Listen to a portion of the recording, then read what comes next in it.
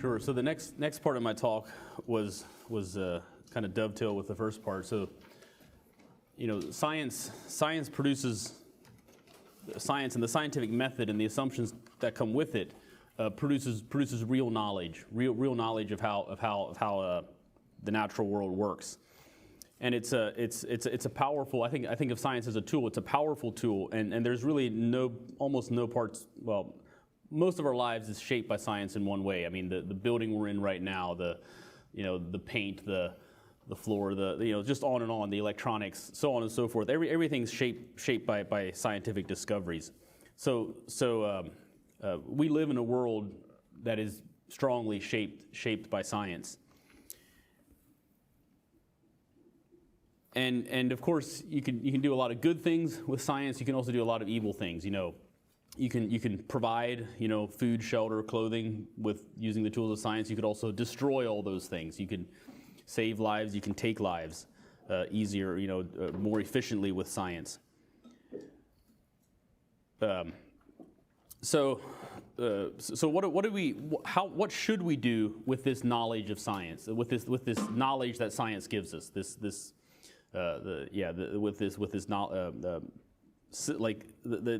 Webster's dictionary describes science in terms of, or my Webster's dictionary describes it in terms of systematized knowledge. It's a system that provides the knowledge. So what do we do with this knowledge?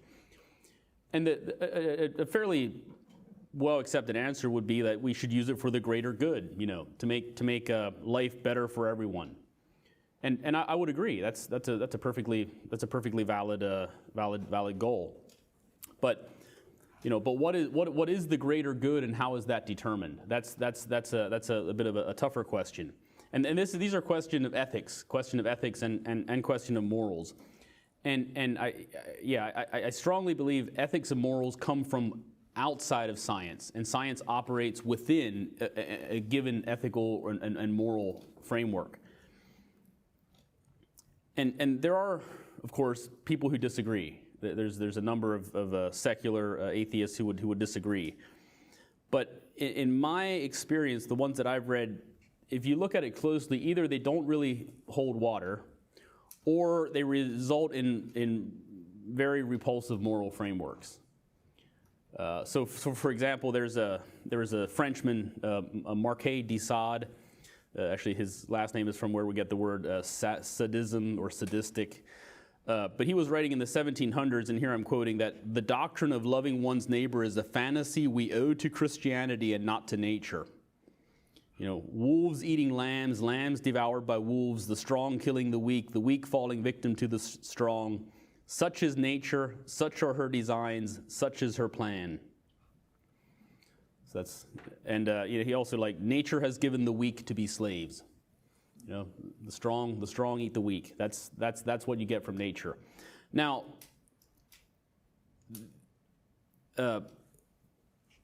we as a group, I hope, and we as a society find these ideas reprehensible. We are repulsed by these ideas, and it's not just the Christians. It's most of us. I mean, atheists, agnostics, secularists, other religions. We're quite repulsed by these ideas. I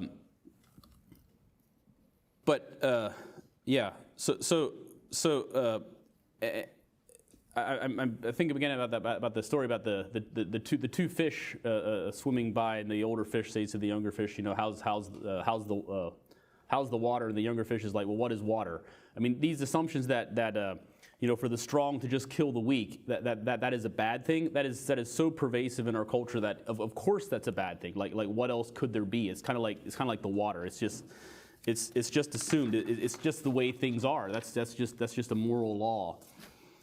But I don't think it actually is the way things are. And the evidence for that is because it's not the way things have always been. Things weren't always this way. And there's a number of accounts of history that pointed out. Recently, I've been reading a book called Dominion, The Making of the Western Mind. It's a 2019 book by Tom Holland. And Tom is not personally a Christian, but he traces the history of the West from the ancient Greek and Persians and so on through the Roman Empire and the Christendom and so on.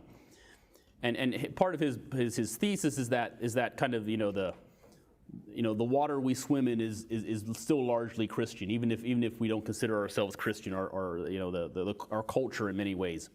So there's just a brief overview of some of the lines of evidence here. So like Stephen pointed out, before Christianity became the dominant religion in the West, things like the exposure of unwanted babies, where you just set them out to be taken by someone else or to die, that was just a kind of a normal practice. So here I'm quoting from this Dominion book, but he says, few had ever queried this practice. Indeed, there were cities who by ancient law had made a positive virtue out of it being the exposure of babies, condemning to death deformed infants for the good of the state. Sparta, one of the most celebrated cities in ancient Greece, had been the epitome of this policy, and Aristotle himself had lent it the full weight of his prestige. Girls in particular were liable to be winnowed ruthlessly. Those who were rescued from the wayside would invariably be raised as slaves. And only a few peoples, like the odd German tribe and inevitably the Jews, had stood aloof from the exposure of unwanted children. Pretty much everyone else had always taken it for granted. That is, until the emergence of a Christian people. So, I mean, you could argue with that, but you have to read the book to get all the references and all the full weight of the evidence for that. But certainly for the Jews and the Christians, the key reason why you wouldn't do that is that everyone is made in the image of God. Even the crippled babies are made in the image of God. I mean, like there's a lady a Christian lady in the 300s named Macrina, if I'm pronouncing her name right, who would tour the refuge piles, the garbage dumps, to look for abandoned babies and then raise them as her own. And Jesus Christ came as a baby. He came in a poor situation, born in a stable. So like Jesus' mother Mary was doing God's work when she took care of baby Jesus, and so it just makes sense that a lady like Macrina would also be convinced that she was doing God's work when she took care of the abandoned babies. There's just more broadly, just concern for the poor and the downtrodden. There's just various quotes from early Christians. For the sake of time, I might keep it a little bit shorter, but he's in this case quoting Gregory of Nyssa. He was a bishop born into apparently considerable wealth, but basically devoted his life for the poor. And he says, he's talking about the poor people. Do not despise these people in their abjection. Do not think they merit no respect. Reflect on who they are, and you will understand their dignity. They have taken upon them the person of our Savior, for he, the compassionate, has given them his own person. And that's yet, Jesus sort of became poor. He was to take it to his full weight. He died as a criminal, as a defenseless poor. He mentioned that dignity, which no philosopher had ever taught, might be possessed by the stinking, toiling masses, was for all.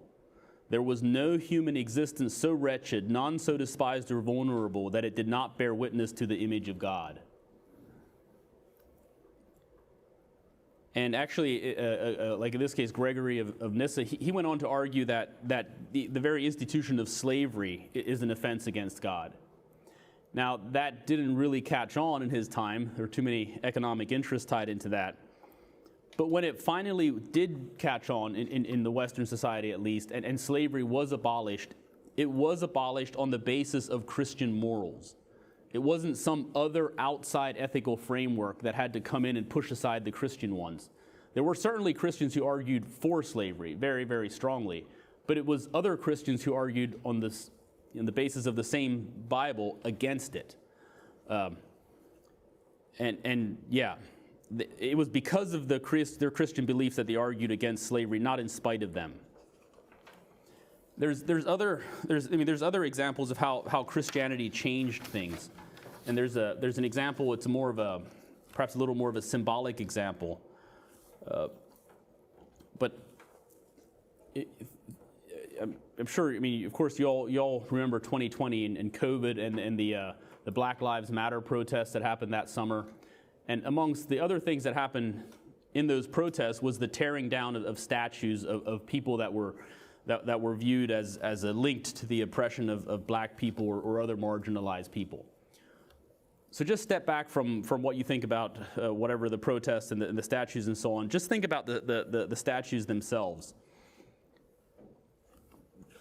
These statues of the statues that are put up of the heroes are almost always, especially in the case of military heroes, but most of them, the statue itself is in sort of a very triumphant, heroic pose. You know, back straight, shoulders back, staring off in the horizon.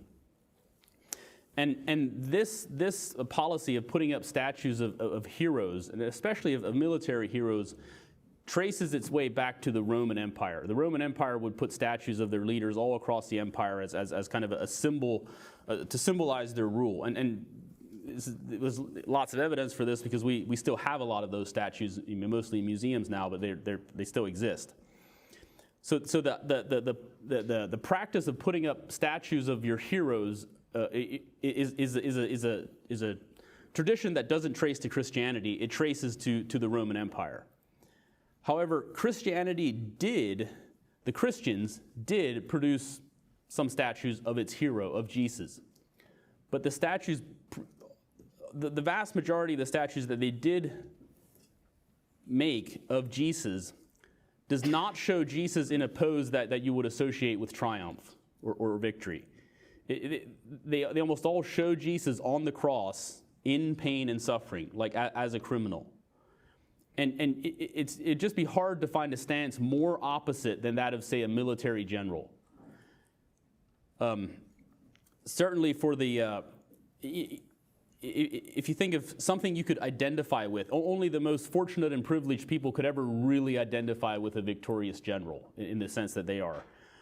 The poor and vulnerable could, of course, the best they could ever do is just view such a statue from a distance. They could never really know what that is. But Jesus, the poor and suffering Jesus is precisely the hero that the poor and the outcast can identify with. And with the knowledge that Jesus shared in their suffering and the powerful hope that Jesus he shared in his suffering, and he also share his resurrection power and glory. And actually, in the I think it might have, I forget exactly what time, but the Catholic Church commissioned I think it was Caravaggio. I'm not sure if I'm saying that right, but there was a painter. They asked him to paint Peter, the father of the church, in the Catholic version, the first pope, but by any Christian, a very influential, very, very influential person. And Peter, according to history, was crucified, and he asked to be crucified upside down because he didn't think he was worthy of being crucified, right side up like Jesus was, and that is precisely how he was painted, portrayed, upside down on the cross. And just think of Peter was the hero of one of the heroes of the beginning of the church, portrayed, crucified upside down. Contrast that with the portrayal of the military and the state, the leaders of the states in triumphant poses. It's not for nothing that they say that the early Christians turned the world upside down. It is opposite. The cross, which was deliberately a symbol of brutal power, of Roman power, and the suffering that could be imposed on other people, became a symbol of love and triumph. And there's a lot of things even in the scriptures, like Jesus said, but many who are first will be last, and the last first. Whoever desires to be great among you, let him be your servant. Paul said, God has chosen the weak things of the world to put to change the things which are mighty. It is upside down. It is backwards from what the things might naturally be. But the irony is that many of these values, not all of them, but many of them, like the idea that the poor should do deserve our help, and that everyone should have dignity. they're considered so normal that in our culture, a lot of people just consider that to be just the way things are. That's obviously that's the way things are, but that's not the way things always were. And even like I think it's the American Constitution, where it says that all men are declared equal and endowed with inalienable rights to life, liberty, and the pursuit of happiness. They may have thought that's self-evident, but it's not self-evident at all. That came from the Christian culture that they were in. Here I'm quoting Tom Holland. He says he's talking about getting morality from science or from nature. He says, it was not truth that science offered moralists, but a mirror. So racists identified science with racist values, liberals with liberal values. And the primary dogma of secular humanism, that morality is an intrinsic part of human nature based on understanding and a concern for others. Sounds good enough, but he says that found no more corroboration in nature than did the dogma of the Nazis that anyone not fit for life should be exterminated. He says the wellspring of humanist values does not lie in reason, but in history. And it's the history of the Christian heritage, that the Christians who turned it upside down and gave value to the poor and the marginalized instead of just the conquering generals. So to a large extent, the secularists, the agnostics, atheists, so on, which would include many scientists, they do still share a lot of the Christian values. Just because that's the way things, of course that's how it is. That's the way things are. But again, it kind of raises the question: so how long can this be maintained? And again, I think of the quote of that we live in a cut flower culture. The flowers are still there, but they have been cut off from that soil of Christianity where the cultural norms were created. So how long will this stay? And I don't know, but it would seem that eventually the flowers will wilt and die, so to speak. So back to the questions that I raise in my in the title here. How should we use the tools of science, or how should we use the knowledge that science gives us? And of course we should use it for the greater good, to produce a better life for everyone. But as sort of for a real guide, we should go straight to the source of the morality, not to the culture, which might be a reflection. Or still have some holdover of the morality, but go straight to the source, which is the Creator God, the Creator of the universe that revealed Himself in His Son Jesus Christ. So I'd like to one more point. I'd like to go a little bit further now to ask a bit of a follow-up question, and so that's what is the greatest hindrance to using science in the service of Jesus and in the service of the kingdom of God? And I think it's tempting to just point the finger at those other people, those unbelievers, those atheists. But I disagree. I think the greatest hindrance is really ourselves. And by ourselves, I mean sort of we who call ourselves Christians broadly. There's a number of people who've pointed out the role of the church in sort of encouraging atheism. I just recently was browsing through one by Os Guinness called Impossible People, and he calls atheism the illegitimate child of the church. It's because of the abuses of the church that atheism flourished. And he says any honest account has to acknowledge the sorry role of the church in fueling the rejection of the faith and stoking the force of atheism.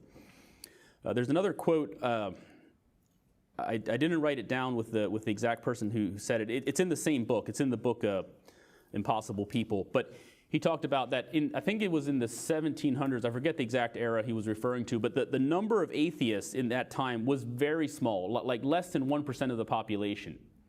And so you would think they would have had a really difficult job to persuade the masses that their view is the correct one.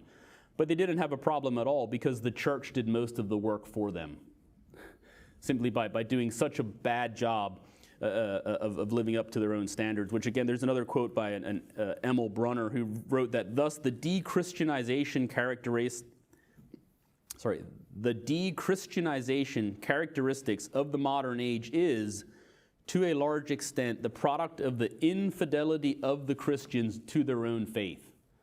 As Christians, we've declared a high standard, and then just not lived up to that, and sort of the resentment and sometimes hatred that comes out of that, I think, is certainly fueled a lot of the rise of atheism. And I mean, there's you could spend all day talking about the ways in which we've failed, but a lot of them do center around power. And I've talked about this in some touched this in the previous talk. But the abuses of power in the especially like the union of church and state, how the church got used in the service of the state, and how it turned from an advocate for the poor and the marginalized into an institution that marginalized and kept people poor. Just opposite of what it was supposed to do.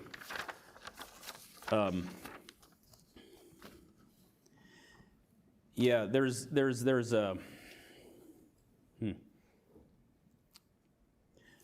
like Stephen had this talk on the Bible.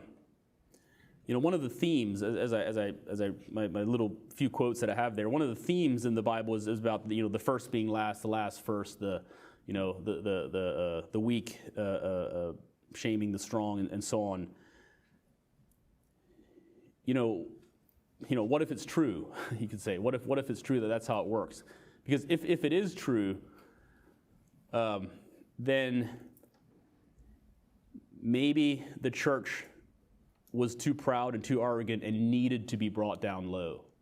Maybe it's our own fault that the church is no longer the dominant, or at least acknowledged as a dominant force, precisely because we've become too high and haughty and mighty, and God is bringing the high things down low. We've kept ourselves first, and He's we're being pushed last. And I think just a note for Anabaptism, that's I'm in part of an Anabaptist church, and again, where we might pride ourselves in not being part of the church-state alliance, but we have our own power struggles. We have our own problems with power,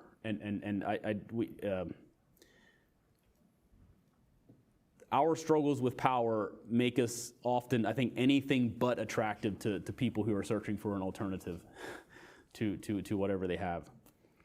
But just to recap. I think similarly, just like the Abrahamic faiths and the some Greek philosophy, the more monotheistic philosophy or monotheistic Greek philosophy, the Abrahamic faiths provided the framework within which science could flourish. I think in the same way did Jesus and the ethics and morals of Christianity provide the standards for much of the ethics and morality for our society today. Again, only to a point, but still, many of the things that we consider as a society to be just obviously so obvious to not even need to be said are not actually that obvious. They come from the Christian heritage. Within the biblical framework of an almighty creator God creating the heaven and earth and all the assumptions that went with that, science, I think, can grow and flourish. And it's within the ethical and moral framework of the creator God as revealed in Jesus Christ that science can be a powerful tool for the greater good and for the kingdom of God. So that's my summary on that. So any questions or comments or feedback or discussion? Yes. So how come in a postmodern age is there so much concern now for the handicapped? And I think it's good, but almost an obsequious session that every possible nuance of handicapped people should be paramount in their training. Right. So how do these two go together? Right. It's a fascinating subject. I'd love to read more. Think more about that. But one is we still have the sensibilities of Christendom, Christianity, sensibilities that the poor need to be helped, along with a resentment against Christians to an extent. Now, handicap. There's plenty of Christians who are also advocating for the handicap, but there's many secular people who are advocating for that, and so it feels like it's an opportunity to one up the Christians. You say you're these good people. Actually, you don't even live up to your own standards. We are better than even you are, and so they kind of get a kill two birds with one stone. They kind of get the dig at the Christians, and they get to do good things by the Christian's own standard. But it's by the Christian standard that they're doing good things, not their own. And when it comes down to it, there's a callousness with the abortion, with probably euthanasia, maybe on the horizon. So you have that side of it. Yeah. But certainly you see it. I just pointed out to my girlfriend Annetta in the hub. There was that poster about sexual and gender diversity, I think it was, and it had the symbol of one figure reaching down and helping another figure up. That is such a Christian symbolism. And so there is yeah. Anyway, go ahead. With that, wouldn't you say that that's a God-given instinct in humanity overall? So it doesn't matter what religion it is, it's a God-given instinct to help for someone that's in need. Like you see that across all religions. So it's not necessarily a reflection on the Christian principle, although Christianity is supposed to take it to a deeper, higher level maybe, but it seems that's seen throughout all. So it's kind of a qualified yes to some extent. There's definitely something about being kind to your own people across all humanity. A little bit about hospitality. There is about others as well. I don't think it's to the extent that Christianity is, but there is something within each of us, I think, that is sort of stirred or identified with helping the poor. So when the Christians in the Roman world, in a world where the poor or the people without rights were thrown into the Colosseum to be tortured and eaten by the lions and so on, just for sport, for the very sport of watching someone else suffer. When the Christians instead responded to that in love, it obviously did something to the hearts of the Romans.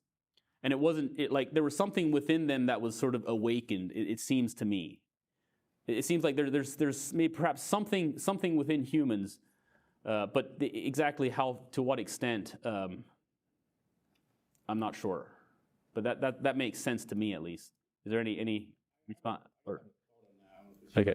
Like, to me, like, we were both, like, we both had that instinct of God, I think, to help people, but we're also mostly evil since the fall. Like, I don't think Christians, we're not inherently good, we're inherently evil, but a part of us that still has that nature of God. I think there's an instinct to help people, but I think where a lot of the instinct comes from when it helps yourself, or you kind of alluded to the fact that mostly people will help their own kind, their own community, but I would say that's kind of a natural response, because I have it, like somebody that kind of professes atheist is like, well, yeah, it makes sense to treat my wife well because she'll treat me well back. And it's very true. And it's not meant to help your neighbor because you might need to help sometime back. Right. It doesn't make sense to help somebody, and most people don't, if there's absolutely no chance of getting help back. That's not where in my opinion, it's not a natural. Or much less to help somebody that will come and harm you. Yes, exactly. There is where you really, like, why would you help someone who's going to harm you? Yeah, so go ahead. One slight difference between Christian or Western thought and some parts of the world is in the Good Samaritan laws. So we have Good Samaritan laws in some places in the United States. I'm not sure if every state has it or not. But you can't get sued for trying to help somebody. In some countries, if there's an accident, nobody wants to get sued. They all whip their phones out and start taking pictures to prove that they were not involved. So just the whole concept that we should help people, and we should be glad that people are helping people. Some people didn't even know where the Good Samaritan law came from, but it kind of permeates the society, and that would that is a new development in the world as compared to 2,000 years ago. Sure. It'd be interesting to know what examples Sean is thinking of, but so the Muslims and Abrahamic religion that believe in good works do give the reward. My understanding is the Hindus typically didn't because you wouldn't want to keep somebody from their karma. They're just living out what they were. Right. They must have been bad. They must have been bad in their previous life, and they deserve what they're getting. Right. And by helping such a person, you would be doing wrong, which means that in your next life you might not end up in as high a level as you'd like to because you're messing with the karma. Yeah.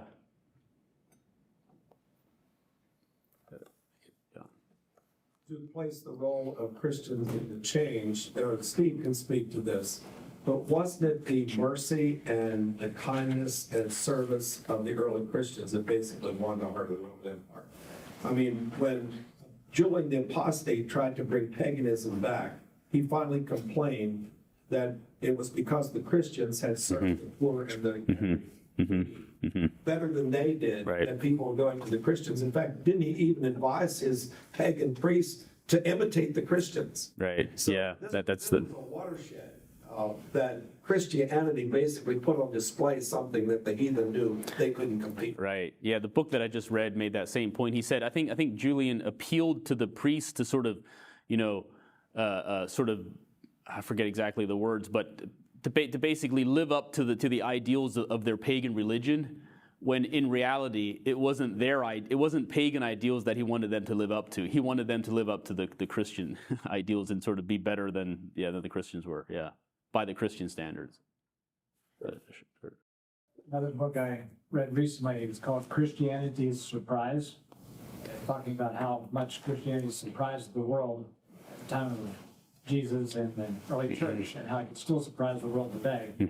But he talks about a lot of different things, like the institutions such as hospitals came out of trying to help the poor. Before that, you had doctors going to rich people's houses and helping them. Everybody else just didn't get to have a doctor.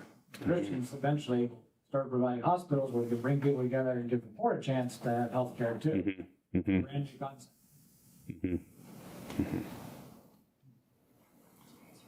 Sure. I'm curious what your experience has been as a Christian in science, and like, have you felt pressure to like be silent in regards to your faith? And like, yeah, I'm just curious your experience.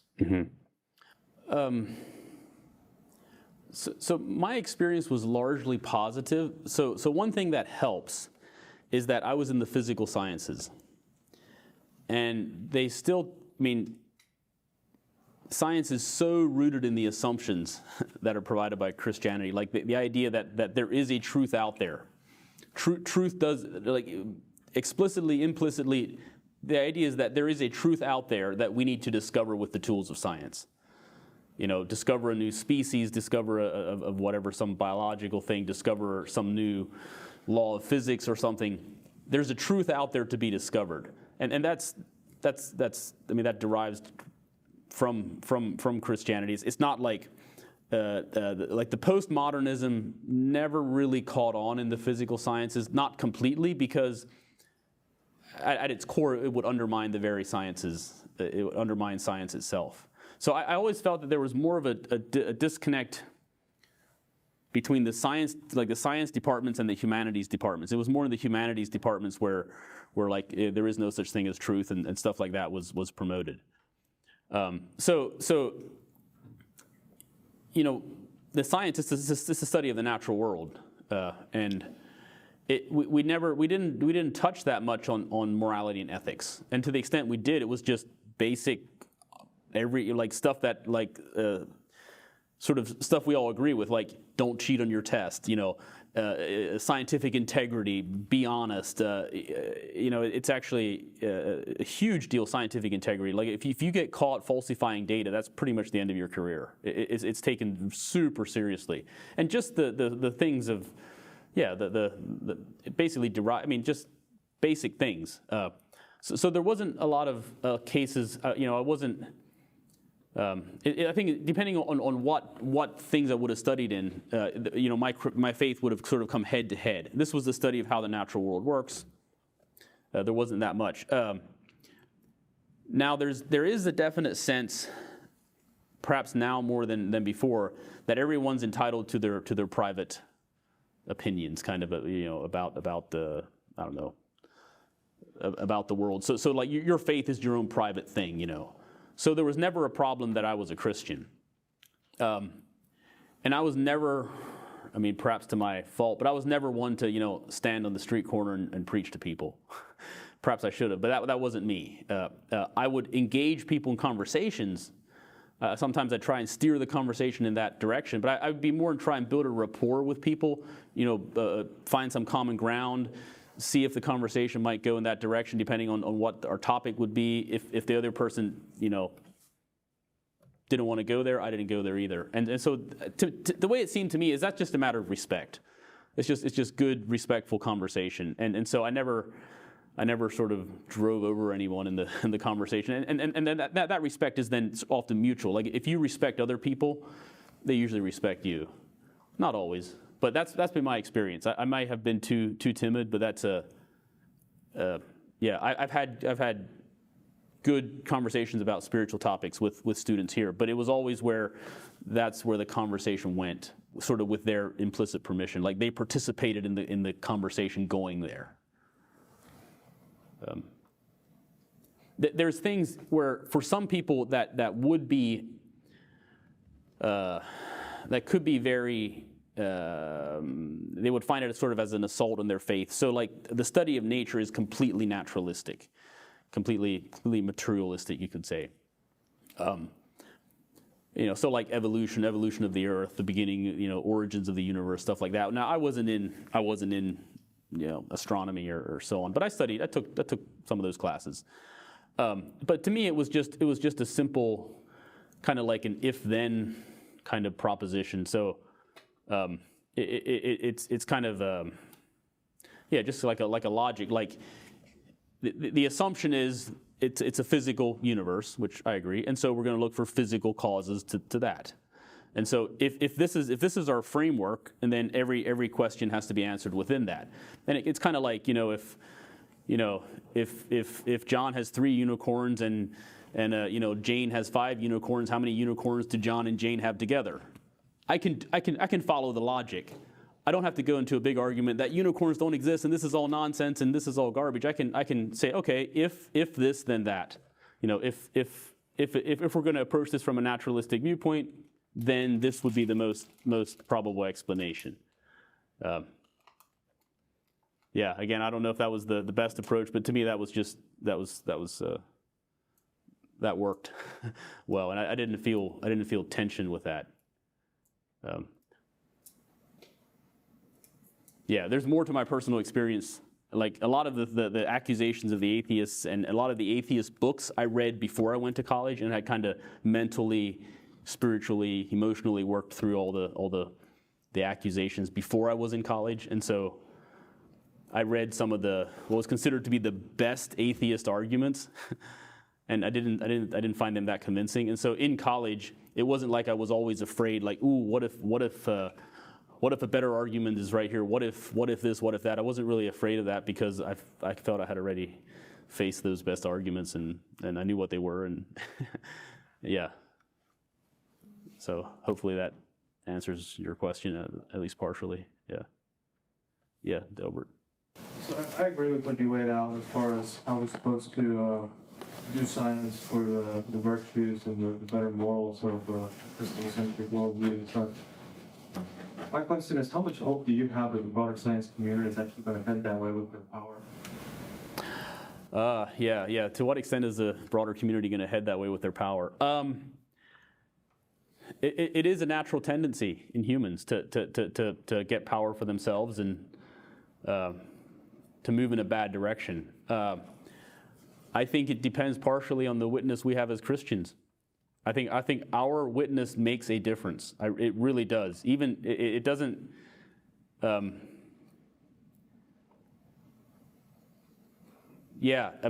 Just being present in a conversation will often change the conversation. And just having a good example. I'm not sure where it's going to go. We play a role, though, in where it will go. We have important roles. We can make a difference in where it will go. Now, that doesn't mean we can solve all the problems, but if we withdraw and just, hunker down with our heads in the sand, it's certainly going to be a lot worse than if we put ourselves out there and engage in positive, Christ-like manner. So that may kind of have evaded the question for you. I'm not sure. Like, overall, how is it going to go? I mean, part of that, you're asking me to predict the future. I mean, come on, where's the, what's the stock market going to be doing next year? I mean, I'm not going to stick my neck out quite that far.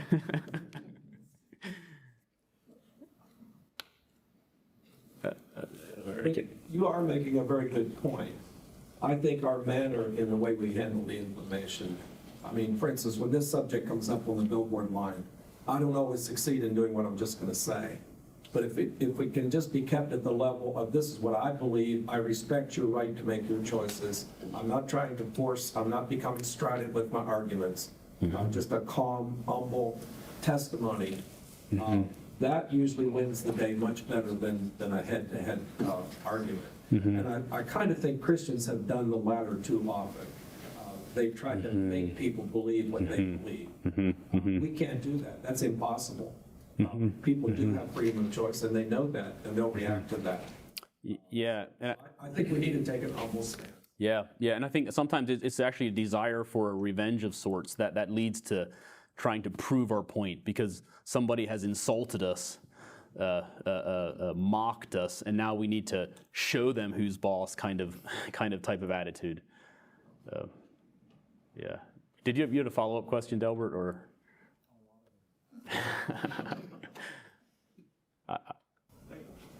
Right now, we're sitting at a point where some people don't think we're going to end up with world powers fighting it out that they might use nuclear weapons. And it seems to me that since the advent of the Industrial Revolution, progress has mostly headed that way. Like, not the medical world has good science and it's got bad science. But what is going to keep, as science advances, to keep on becoming better and better in these, quest of the nations to have power themselves is as old as King or Mayborn. Right. All that stuff. So it seems like everything is in broader Gentile nation-centered culture just is like it heads that way. It's like back. Right. And so, like, it seems that the science world is just very much ensconced in that sort of an agenda. I mean, do you think that our Christian witness is going to keep Putin from nuking London? Not necessarily, but I do think it's gonna make a difference. I mean, science. The science is real knowledge, and it's really powerful. I mean, that's why all the powerful countries invest massive amounts in science, especially with military and surveillance and so on and so forth, because it is real power. So it's a tool that is going to be used for evil for sure. The sort of the hope that I have, and I guess it's partly also I'm just an optimist by nature, but science basically allows us to do old things in better ways. Very rarely do we do something completely different. Like trying to help people lead better lives, that's as old as humanity. Trying to kill the people we don't like, that's as old as humanity. So it's a new way to do old things. And in the span of history, and if, the same question you're asking now, I'm sure could have been asked about the Persian Empire, about the Egyptian Empire, about the Roman Empire, about the Mongolian Empire, so on and so forth. And the pattern is that you have some empire that really dominates, and is sometimes incredibly brutal, and then it decays and falls, and some new one comes up. And it's hard not to see a biblical pattern where God brings down the things that are high, like the things that are haughty are brought down low. And sometimes it's another empire, whatever, the Assyrians taking out Babylonians, the whatever, the back and forth. So sort of the hope that I have that it's not just going to be, some kind of, some evil power is going to take off and rule forever or something like that. The hope that I have is rooted in the biblical pattern that these things are kept in check by God, where the high things are brought down low, and then anyway, that's. I know it's partly I'm unsatisfied with my question about what role do Christians have, because the answer I'm giving you that we do make a difference. It's kind of what you sometimes call in science, it's non-falsifiable. You can't really prove it wrong, because you could always say, well, it could have been worse, and you can always say that. You can't if you say something like, can we keep London from being bombed? Okay, that can be proven very, very well. Does it not? You can't always prove if it's us that made the difference. But if something happens, if something does not happen, it can be proven very well. For me to stand here and say that we can make a positive difference, how do you prove that? I really think we can. I think there's evidence of in small ways and big ways of that happening in the past. But I can't say that because of our witness, this specific thing will happen. I'm not gonna try and predict the future like that. It's more of, because history has been this way, because of the promises of Scripture. I don't think the promises in the Scripture are gonna disappear. If anything, they're gonna be fulfilled eventually. But yeah, anyway, hopefully, does my non-answer satisfy you?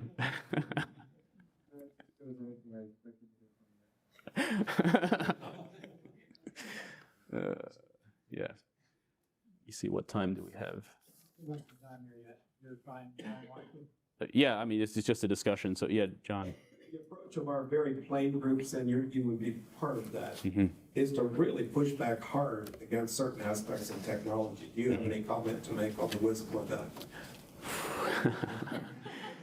Yeah, what was it? The other day I had a discussion with one of my friends, one of my other old order friends. And I'm trying to think what the topic was.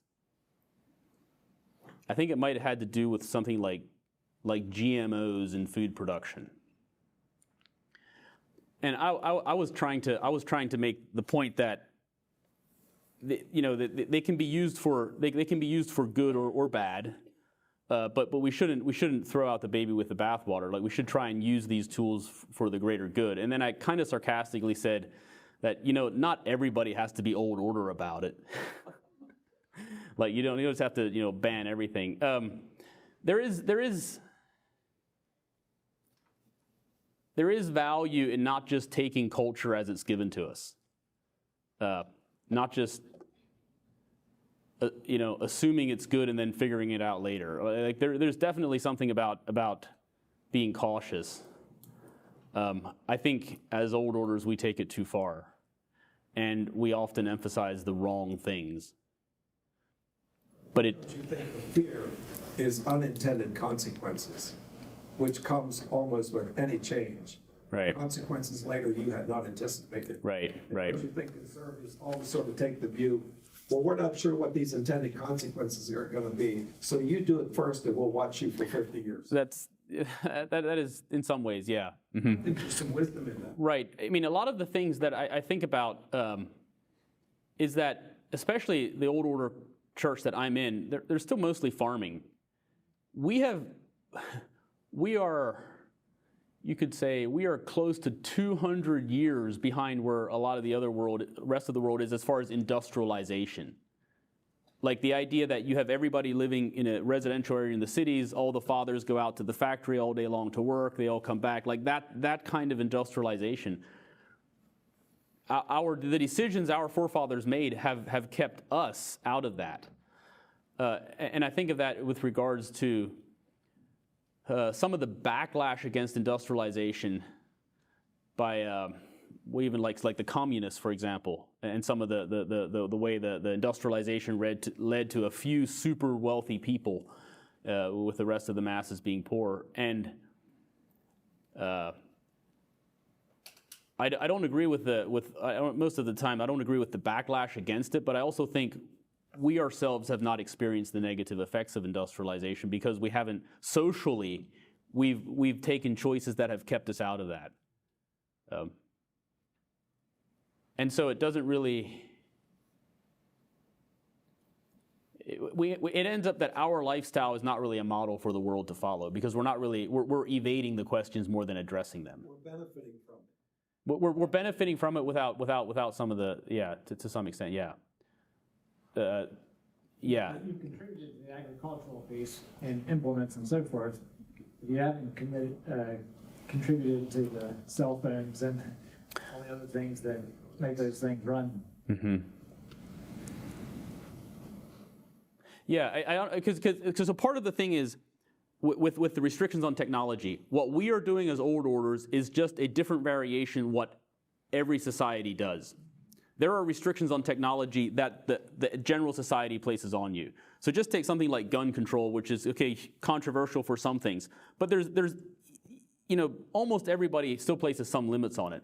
You're not allowed to buy your own tank with all your own ammunition. Like you're not allowed to buy hand grenades for the most part, from what I gather. Or some people have them. I don't know where they get them. But like there are limits to the technology. Even like nuclear weapons. The whole world is committed to not letting that technology get out of hand. Or I mean, again, with some caveats in there. But every society has some limits on potentially harmful technology. It's just where do you draw that line? See, the people who talk to me like to talk about progress. Mm-hmm. And I think to them, the only progress we have made is with technology. We have not made moral progress, and because our moral progress is lagging behind our technological development, this world has become more and more dangerous because of technology. Henry David Thoreau saw that back in the 1800s. He said, we don't ride on the railroad, and the railroad rides on us. And of course, his general statement was, technology is improved means to unimproved ends. And unless the morals keep up with the technology, that is true. Yeah, I agree. The interesting thing about progress, and really what we might call progressivism, the idea that progress is sort of a path to a better and better world inevitably, and the only thing is whether you're with the inevitable or whether you're somebody trying to futilely fight your way against that. That is really modeled on the kind of the Christian idea of like a new heavens, a new earth. Like the idea that Jesus will come back. It's gonna be better in the future. But it's kind of a secularization. It seems that it's kind of a secularization of a Christian idea of a positive future. That's inevitable. Like the statement, "You're on the wrong side of history." That assumes that history is going to some specific point that we already know where history is going. It's going there, and you're just on the right or wrong side of it. And that's just the assumption of the progressivism. So if you're in that, and a lot of people believe in that, even a lot of Christians to some extent. Well, we think linearly instead of circularly. Yeah. Anyway, I'm not exactly sure what the best response is because just a few weeks ago I was talking to a kind of a liberal Christian who was like, well, yeah, it's just that's the way progress goes, something, this is, and I wasn't sure exactly. I'm still not quite sure what I should have said, but there's, it's not inevitable in that sense, like a force of nature. Anyway. It's about the malicious aspect of science and technology. So it's true that we are more and more good at killing ourselves. So the advanced weapons, nuclear weapons. So just as John said, I agree that our world is become more and more dangerous because of science. But for me, it's also one reason that I hold belief, because if we just trust people, just like you said, people are trying to limit those technologies to bad use, but people cannot do that. So as you say, the nuclear weapon has been limited, but still North Korea or other more and more countries are getting their nuclear weapons. So if we count on people, count on human, I think sooner or later we will definitely be doomed. So yeah, so that is the only hope is there is God. Yeah. So, yeah. Right. Yeah. The sort of the secular solution, if there is any, is for absolute domination by a single, a single power that keeps the other people from doing wrong, which isn't really a solution at all. It always ends up, there's always a falling, I agree. Anything else? Okay, But back to Delbert's thought about maybe nuclear weapons being used. So I like to, this is maybe morbid of me, but I like to think of, okay, so what could this look like if this would start happening? So hopefully we're going to have enough Christian influence in the world that we're going to keep this from happening, but we may not. Nuclear weapons may be used at some point. we did it in history. The Christian nation, yeah. Right. So, so let's say there would be some localized nuclear weapons used around the world. There's going to be fallout from that. It's a pun. There's Right. Literally, figuratively. Right. Yeah. there's going to be deformities, whatever. And Christians, like we're talking about, when Christianity started, they were taking care of the sick and the poor. They were dying as a result of taking care of people with diseases. And they were helping people as they died. And then a few days later, they were dying, and people nourished them while they were dying. And I'd look at this, I'd just say, what for worldview do these folks have? But it could be that there would come a time whenever Christians will have to be helping the world come to an end. Or assisting people as the world comes to an end. Yeah. I was gonna or make that as painless as possible. Is that what? That's what's happening in Ukraine right now. There's Christians there helping people whose world's coming to an end. And they are putting themselves in great jeopardy. Some of them are dying as a result of it. And that's what Christians do whenever things don't make progress. Well, even and even the thing talking about Christians suffering and dying in their quest. I was just rethinking about I forget exactly which chapter it is. I think it's in Matthew where Jesus sends out the 70, and he said they will be able to heal and forget I think it's maybe even raise the dead, and then he says that they themselves will then be put in prison and flogged and everything. So it's not like he granted them superpower to protect themselves so that they will themselves never get injured. He gave them the power to help other people, but the result might be themselves, being killed or. Which even that seems backwards, but backwards in a way is kind of normal in the sense of the New Testament.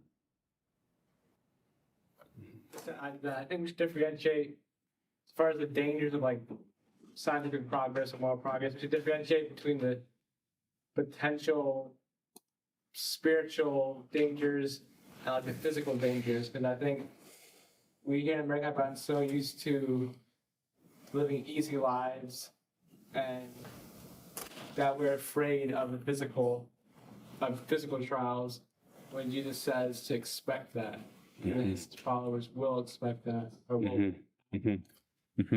Right. And so, in that sense, we shouldn't be afraid of technology, the progress of science. We should discern. We should be discernful. We shouldn't only be afraid of it.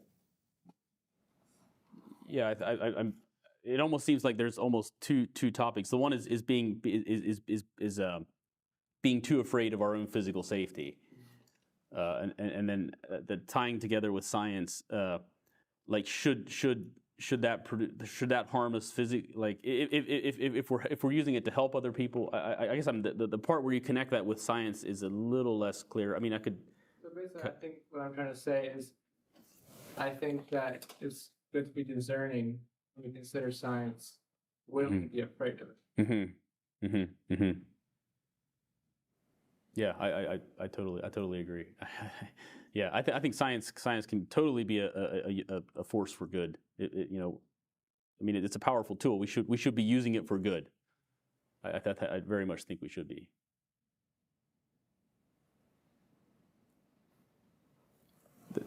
What, as Christians, what are some practical ways we can use science for good? I mean, you in many ways, our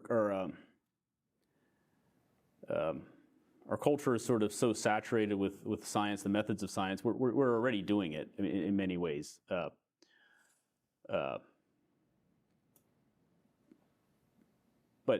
you know, use science for good. I mean, in my own work with agricultural testing, the idea is that we get more efficient and more consistent at producing healthy food. That's I mean, sometimes it's hard to see that. Sometimes I wonder if in the short term I'm just helping some companies get wealthy. But that, you know, you can very much use science, and it has been. I mean, like the Green Revolution, which had some downsides to it, but helped raise yields tremendously using the methods of science, and help feed the world. And there's many examples in whatever area you're in. You know, yeah. Yeah, sure. Well, if we wouldn't have made any advances in farming or agriculture specifically, would we still be able to feed everyone in the world today? Yeah, I mean that's a good. I mean, arguably no. Yeah, it's hard to see how, really, because we have a surplus of food. Really, our only problems are distribution, not production. I mean, that might not always be that way, but that's in the cases of starvation or hunger. You know, the worst places are places, you know, like say Ethiopia right now, which is in the middle of a civil war, or Somalia, which has, you know, where the root problem. I mean, okay, it's made a lot worse by drought, but the political instability, the fact that if you send in food, you know, half of it gets seized by the government so they can sell it to pay for their weapons. And, you know, like there's other things. Even like the Irish potato famine, there was a lot of political parts to that. Yeah. Anyway, should we wrap it up, or? I just want to change the discussion a little bit here. At lunch, we were talking about a fellow that's been on campus as the Lord preacher. And he's been standing out here preaching against sin, preaching against worldly pursuits, things like that, for how many years? 30? Something like that? Something like that. So we're talking about the difference in approach for how we share the gospel. So you were saying what your approach was when you're on campus. Mine is very similar. John D is saying his is very similar. We're trying to be respectable and respectful of each other, etc.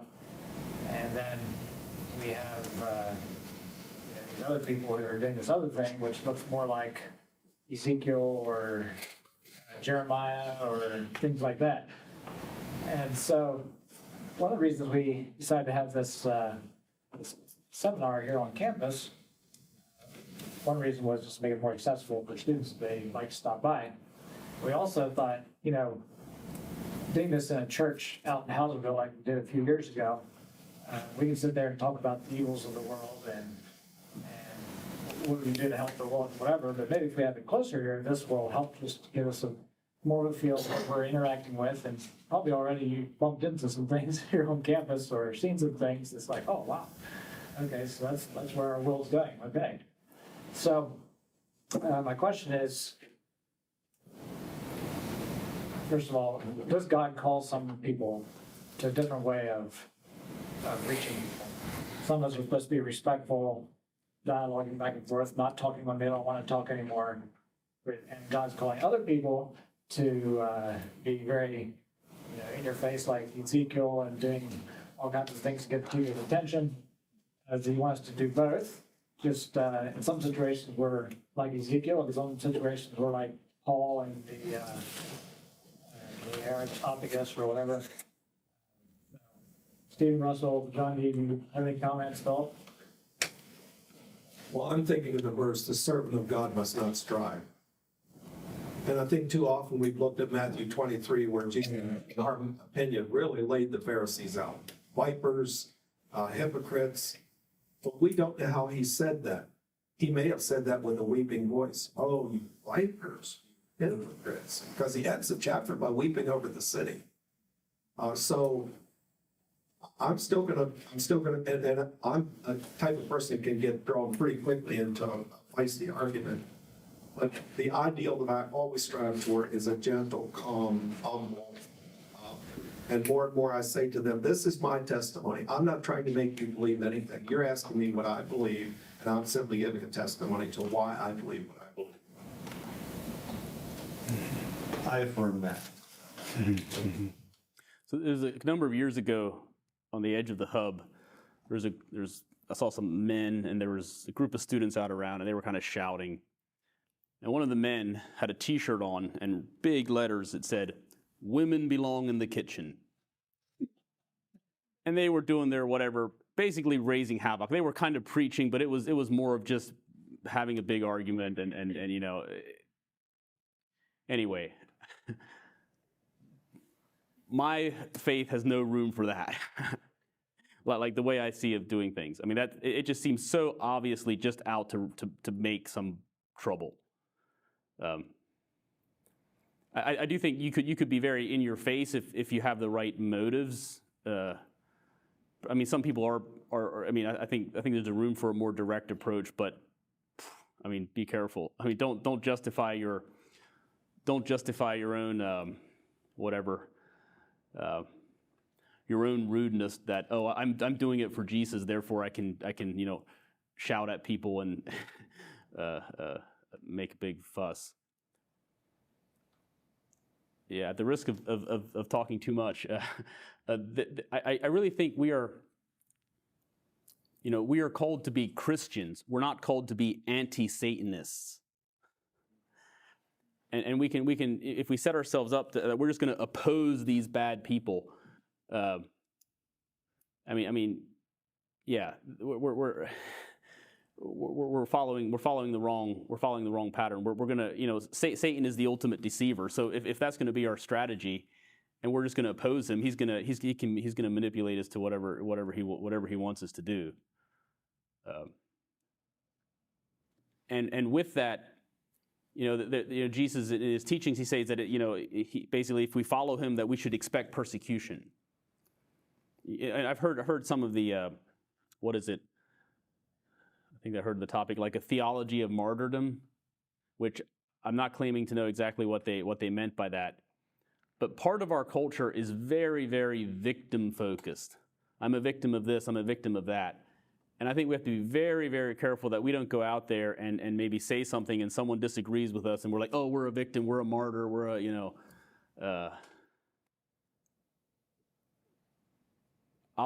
We are not validated by the opposition from the devil. I don't think we're validated by Jesus Christ. If that makes any sense.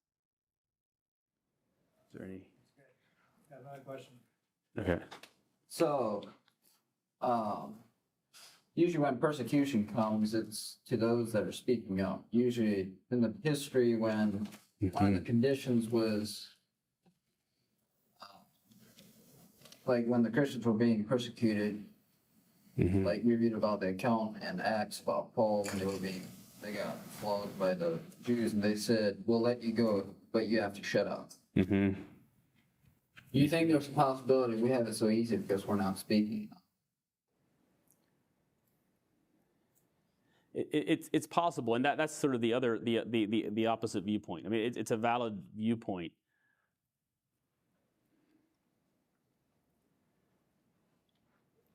I'm partly reacting against some of the political viewpoints what I see of our day, and like the political right wing, where it's just, oh, we're victims of the left, we're victims of the liberal, we're victims of this, we're victims of that. They're beating up on this, on and on and on and on. It about drives me crazy, and so.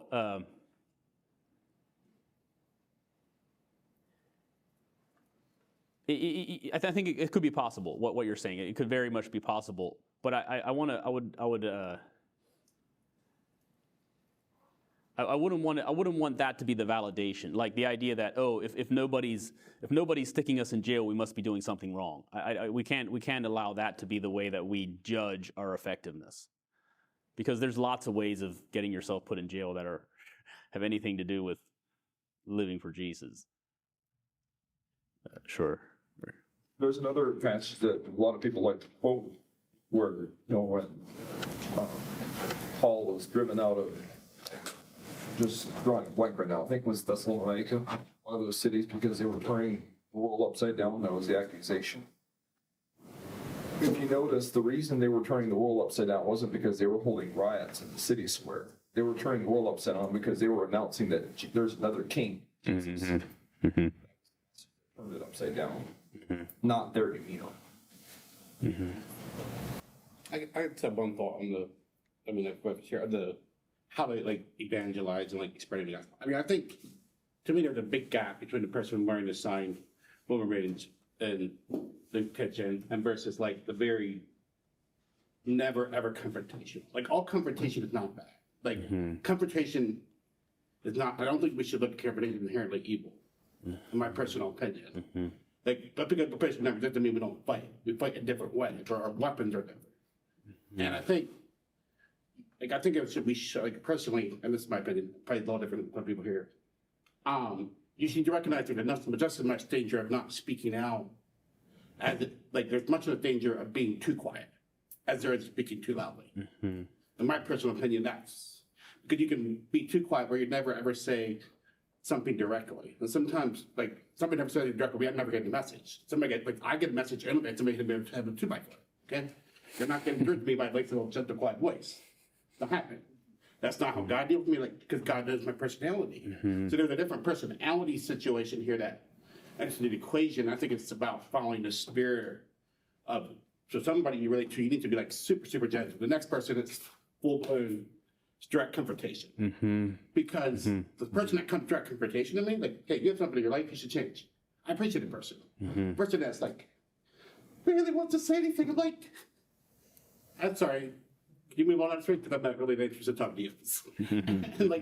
And so I think there's I fully agree that, we're not trying to be Westbury Baptists. They're completely wrong. But there's a spectrum, I think, of where we should find ourselves personally, of like, yes, there's a time and place, and I'm bringing a lot of more people probably more comfortable with that as well. But there's also a time and place to speak truth, I think, as well, and not be afraid of backlash or confrontation. That person, I understand it's not, but I'm just right. Yeah, sure. If it's spoken in love, I think that's the key part. Absolutely. Yeah. But confrontation inherently doesn't mean there's not love. Right. I think Christians sometimes have to say words that are hurtful. But I think we need to take the challenge not to say them in a way that hurts. Yeah. Shouldn't be the manner that we did things that hurt people. It should be the words themselves. Yes.